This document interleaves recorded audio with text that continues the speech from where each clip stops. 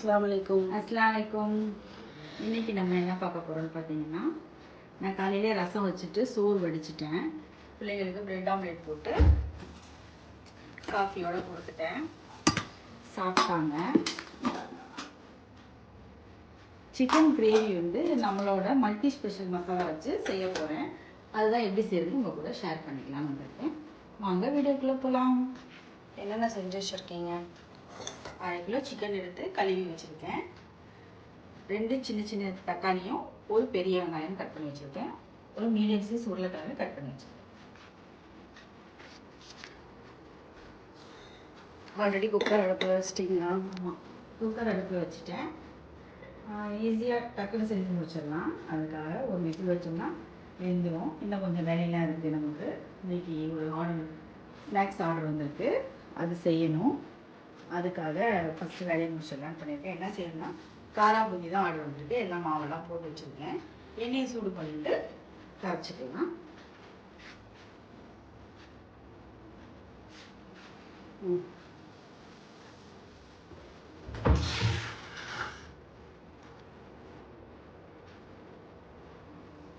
என்ன எண்ணெய் இது?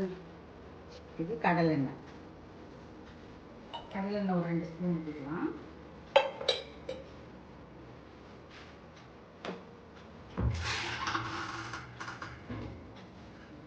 சிக்கன் தாளிக்கிறது செம்ம ஈஸி. எண்ணெயை ஊற்றிட்டு 2 ஸ்பூன் எண்ணெய் ஊற்றிருக்கேன், கடலெண்ணெய். நம்ம பட்டை கிராம்பு எதுவுமே போட்டு தாளிக்கிறது எல்லாமே நம்மளோட மல்டி ஸ்பெஷல் மசாலாலாம் அரைச்சி வச்சுருக்கோம். இப்போ ஒரு வெங்காயம் போட்டு தாளிச்சிக்கலாம். அதில் வந்து பட்டை கிராம்பு எல்லாமே இருக்குது. பட்டை கிராம்பு ஏலக்காய் எல்லாமே இருக்குது. கருவேப்பிலை கூட நீங்கள் போட்டு தாளிக்க வேணாம், கருவேப்பிலையும் அதில் இருக்குது. வேணும்னா கடைசியாக கார்னிஷிங்காக கொஞ்சோண்டு கொத்தமல்லி தூவிக்கலாம்.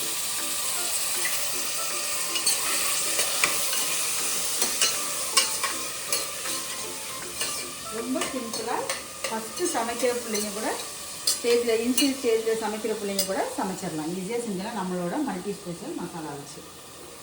பிள்ளைங்களுக்கு நம்ம மசாலா தூளுக்கு முதல்ல சொல்லிக் கொடுப்போம். 1/4 கிலோ 1/4 ஸ்பூன் மஞ்சள் தூள், 1/2 ஸ்பூன் மிளகாத்தூள்னு. அந்த மாதிரிலாம் எதுவுமே சொல்லிக் கொடுக்க தேவையில்லை.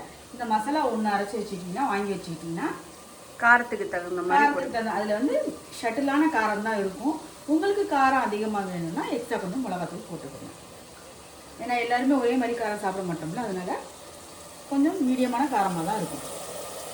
ஏன்னா கரெக்டாக இருக்கும். நீங்கள் தேங்காய் அதெல்லாம் ஊற்றுனீங்கன்னா கொஞ்சம் காரம் கம்மியாக இருக்க மாதிரி இருக்கும். இன்னும் கொஞ்சம் நீங்கள் மிளகாத்தூள் போட்டுக்கலாம். செமி கிரேவியாக வைக்கிறதுக்கு தேங்காய் தேவையில்லை. அதிலே முந்திரியும் பாதாமும் இருக்கிறதுனால அந்த இது ஒரு இன்றைக்கி நம்ம செமி கிரேவி தானே செய்ய போகிறோம். ஆமாம், ரசம் வச்சுருக்கிறதுனால செமி கிரேவி தான் சேர்ப்போம். ட்ரையாக ரோஸ்ட் பண்ணாலும் சரி, 65 மாதிரி பொரிக்கிறதுனா இருந்தாலும் சரி, இதில் 1 ஸ்பூன் போட்டால் போதும். கார்ன்ஃப்ளவர் எதுவும் தேவையில்லை. அந்த முந்திரி பாதாம் அதோட பேஸ்ட்டே நமக்கு வந்து ஒரு பைண்டிங்காக வந்துடும். அதனால் அடிஷ்னலாக கார்ன்ஃப்ளவர் எதுவுமே போட தேவையில்லை. நம்ம 1/2 கிலோ கறி எடுத்துருக்கோம். அதுக்கு 1 டேபிள் ஸ்பூன் இஞ்சி பூண்டு பேஸ்ட் போட்டுக்கலாம்.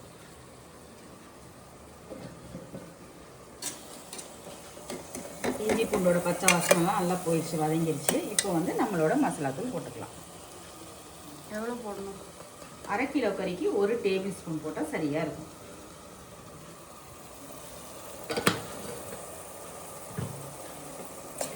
நம்ம சாப்பிட்ற காரத்துக்கு எக்ஸ்ட்ரா மிளகா பொடியெலாம் போடல நீங்கள்?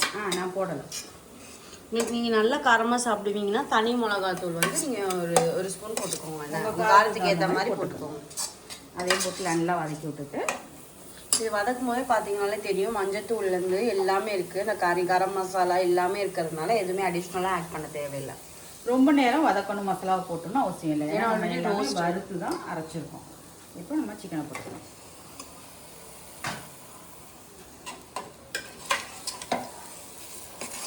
குக்கரில் செஞ்சால் வெங்காயம் தக்காளி வதக்கிற டைம் தான். ஏன்னா சிக்கன் டக்குன்னு வெந்துடும். நம்ம வெந்துருச்சான்னு பார்க்க தேவையில்லை. அதுக்காக தான் குக்கர்லேயே எப்பயுமே வச்சுருவேன். எத்தனை விசில் விடணும் இது? ஒரே ஒரு விசில் போதும். தண்ணி ஊற்றுவீங்களா? என்னென்ன பேக்கெட்டில் அவைலபிளாக இருக்குது? 100 gram packet, 1/4 kilo packet, 1/2 kilo packet, 1 kilo packet. உங்களுக்கு இந்த மசாலா வேணும்னா ஸ்க்ரீனில் தெரியுற நம்பருக்கு ஆர்டர் பண்ணிக்கோங்க. 1/4 டம்ளர் தண்ணி ஊற்றிக்கலாம், அவ்வளோதான். ரெடி ஆனோன்னு காட்டலாம். ஓகே, க்ளோஸ் பண்ணிடுவீங்களா இப்போது? உப்பு செக் பண்ணிட்டீங்க? உப்பெல்லாம் கரெக்டாக தான் போட்டிருக்கேன், கரெக்டாக தான் இருக்குது.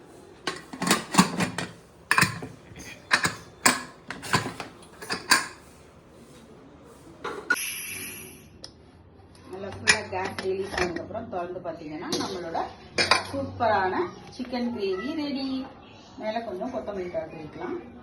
கண்டிப்பாக இந்த மசாலா வாங்கி ட்ரை பண்ணி பாருங்கள், உங்களுக்கும் பிடிக்கும். ரொம்ப ஈஸியாகவும் ஜாலியாகவும் குக் பண்ணலாம். மறந்துடாமல் மகேஷ் ரெசிபிஸ் சப்ஸ்கிரைப் பண்ணிக்கோங்க.